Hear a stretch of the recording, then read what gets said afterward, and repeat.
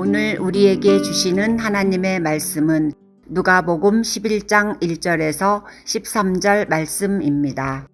예수께서 한 곳에서 기도하시고 마치심에 제자 중 하나가 여짜오되 주여, 요한이 자기 제자들에게 기도를 가르친 것과 같이 우리에게도 가르쳐 주옵소서. 예수께서 이르시되 너희는 기도할 때에 이렇게 하라. 아버지여, 이름이 거룩히 여김을 받으시오며 나라가 임하시오며 우리에게 날마다 일용할 양식을 주시옵고 우리가 우리에게 죄 지은 모든 사람을 용서하오니 우리 죄도 사하여 주시옵고 우리를 시험에 들게 하지 마시옵소서 하라. 또 이르시되 너희 중에 누가 벗이 있는데 밤중에 그에게 가서 말하기를 벗이여, 떡 3덩이를 내게 구워달라. 내 벗이 여행 중에 내게 왔으나 내가 먹일 것이 없노라 하면 그가 안에서 대답하여 이르되 나를 괴롭게 하지 말라. 문이 이미 닫혔고 아이들이 나와 함께 침실에 누웠으니 일어나 내게 줄 수가 없노라 하겠느냐. 내가 너희에게 말하노니 비록 벗됨으로 인하여서는 일어나서 주지 아니할지라도 그 간청함을 인하여 일어나 그 요구대로 주리라. 내가 또 너희에게 이르노니 구하라, 그러면 너희에게 주실 것이요. 찾으라, 그러면 찾아낼 것이요. 문을 두드리라, 그러면 너희에게 열릴 것이니 구하는 이마다 받을 것이요. 찾는 이는 찾아낼 것이요. 두드리는 이에게는 열릴 것이니라. 너희 중에 아버지 된 자로서 누가 아들이 생선을 달라 하는데 생선 대신에 뱀을 주며 알을 달라 하는데 전갈을 주겠느냐. 너희가 악할지라도 좋은 것을 자식에게 줄 줄 알거든. 하물며 너희 하늘 아버지께서 구하는 자에게 성령을 주시지 않겠느냐 하시니라. 아멘. 오늘 본문은 기도에 대한 예수님의 가르침을 기록하고 있습니다. 1절부터 4절은 예수님이 먼저 기도하심으로 기도의 본을 보여주시고 제자들이 해야 할 기도의 내용을 가르쳐 주십니다. 5절부터 8절은 간청하는 친구의 비유를 통해 어떻게 기도해야 하는지를, 그리고 9절부터 13절은 하나님께서 그 기도에 어떻게 응답하시는가에 대해 가르쳐 주십니다. 이와 같이 한 단락에서 무엇을 기도할 것인가, 기도의 내용과 어떻게 기도할 것인가, 기도의 자세, 그리고 기도의 응답은 무엇인가를 종합적으로 가르쳐주는 본문은 오늘 본문이 유일합니다. 1절을 보시면 기도하시는 예수님 곁에 있던 제자들이 기도하는 법을 가르쳐달라고 한 것은 참 고무적입니다. 기도하지 않던 제자들이 처음으로 이런 요구를 했기 때문입니다. 요한이 자기 제자들에게 기도를 가르친 것과 같이 우리에게도 가르쳐 달라는 것인데요. 예수님의 제자로서 예수님께 기도를 배우고 싶었던 것입니다. 기도를 통해 무엇을 바라고 무엇을 구하느냐를 알 수 있습니다. 결국 이것이 그 사람의 정체성을 나타냅니다. 우리는 그리스도인 예수님의 제자로서 정체성이 바르게 세워지려면 기도 역시 주님이 가르쳐 주시고 주님이 원하시는 대로 해야 할 것입니다. 그래서 오늘 본문을 통해 우리의 기도를 점검하고 주님이 가르쳐 주신 기도의 내용과 자세, 응답에 대해 다시 확인하는 시간이 되시길 바랍니다. 첫 번째, 기도의 내용입니다. 우리는 무엇을 기도해야 할까요? 예수님은 제자들이 해야 할 기도의 핵심 내용을 소개하셨습니다. 2절부터 4절에 소개된 주님이 가르쳐 주신 기도는 마태복음에서 주님이 가르쳐 주신 기도와 같습니다. 다만 마태복음에 나온 주기도에 비해 간략합니다. 오늘 본문에 나온 주기도의 핵심 요지는 하나님의 자녀들이 먼저 하나님의 이름이 거룩히 여김을 받고 그 나라가 임하기를 구하는 것입니다. 이 세상에서 그분의 자녀로 살아 그분의 이름이 거룩히 여김을 받게 해달라는 것입니다.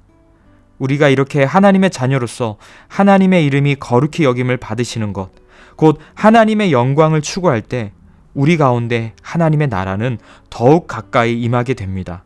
하나님의 나라는 주 대신 예수 그리스도의 다스림으로 이 땅에 임했습니다.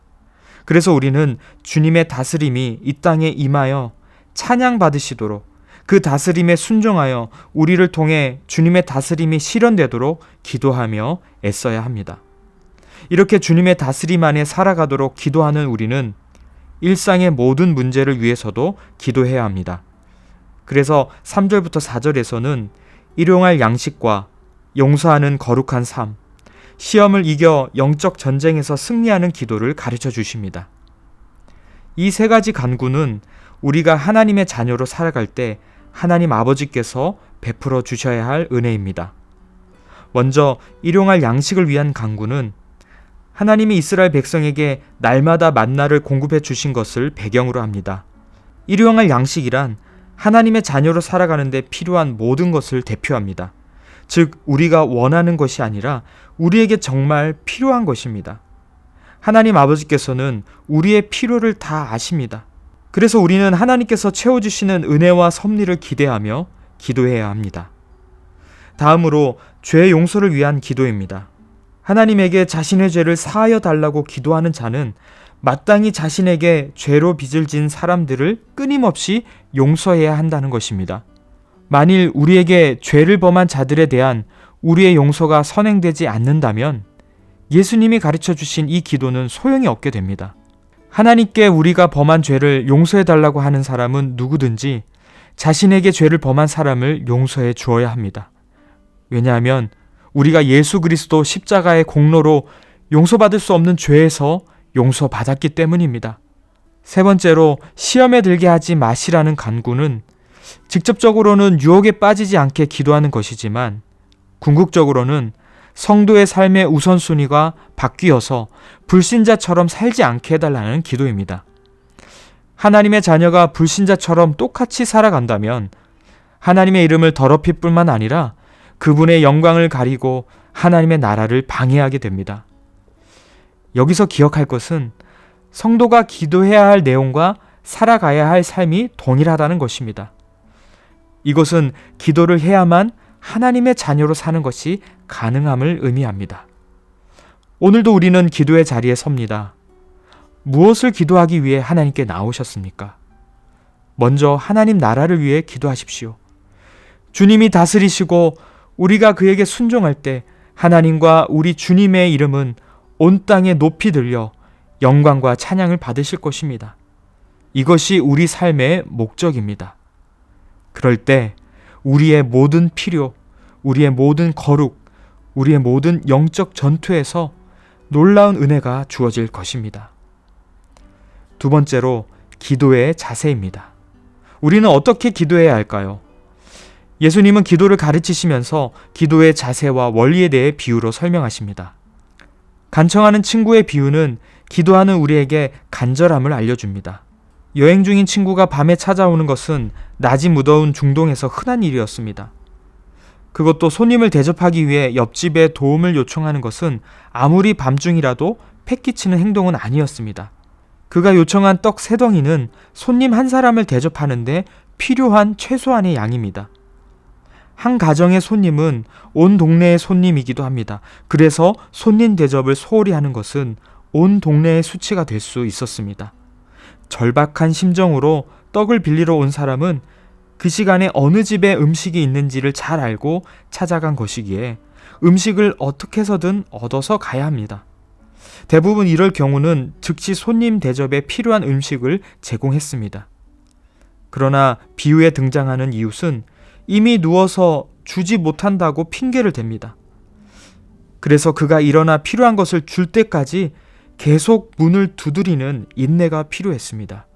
예수님은 이 비유를 통해 관계 때문이 아니라 간절하게 요청했기 때문에 요구를 들어줄 것이라고 설명하셨습니다. 예수님의 강조점은 바로 여기에 있었습니다. 그 사람이 누워서 귀찮아서 안 주려고 할 때 수치와 무례를 무릅쓰고 끝까지 인내하고 문을 두드려야 한다는 것입니다. 그러면 그 간절함 때문에라도 요구한 떡을 얻을 수 있다는 것이죠. 벗의 요청을 잘 들어주지 않는 사람이라 할지라도 간청할 때 그 요구를 들어준다면 하물며 아버지 되신 하나님에게 간절히 기도할 때 얼마나 더 잘 들어주시겠습니까? 바로 이러한 간절한 기도의 자세가 주님이 가르쳐 주신 기도를 할 때 절대적으로 필요하다는 것입니다. 그렇다면 아무 소원이나 원하는 대로 간절히 기도하면 된다는 것인가요? 앞서 주님이 가르쳐 주신 기도를 이러한 간절함으로 기도해야 합니다.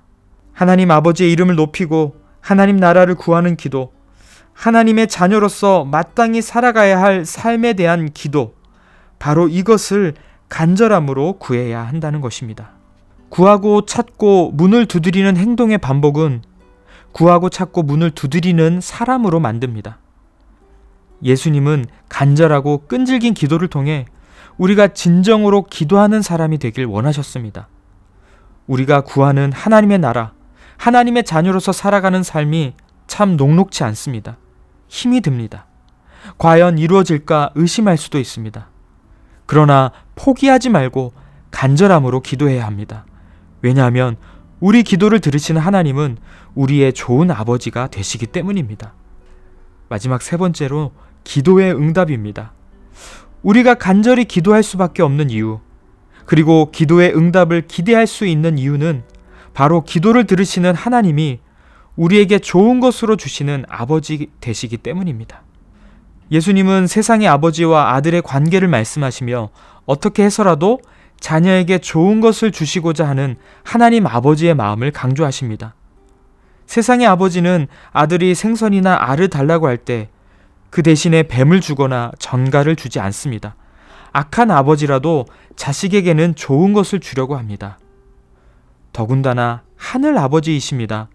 하늘의 능력으로 우리가 구하는 것, 생각하는 것 이상으로 넘치도록 주십니다. 그런데 어떻게 기도하지 않을 수 있겠습니까? 어떻게 응답에 불만을 가질 수 있겠습니까? 더군다나 하나님은 가장 좋은 것으로 성령을 주십니다. 하나님은 우리에게 생명과 의로움을 주실 뿐만 아니라 우리가 기도할 때마다 일상을 살아가는 지혜와 분별, 능력의 원천인 성령을 충만히 부어주십니다. 어떻게 성령이 가장 좋은 것이라고 할 수 있을까 의문을 가지시는 분들이 계실지 모르겠습니다. 내게 가장 필요한 것이 내게 가장 좋은 것이지 않겠습니까? 우리에게 가장 필요한 것은 바로 성령님입니다. 성령님을 통해 우리는 예수님을 구주로 고백하고 그 예수님 안에서 하나님을 아버지라 부를 수 있는 자녀가 되었습니다.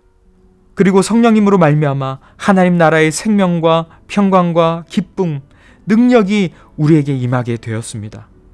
그래서 우리에게 가장 좋은 것, 성령님을 주신 하나님께 감사하며 날마다 성령 충만을 사모해야 할 것입니다.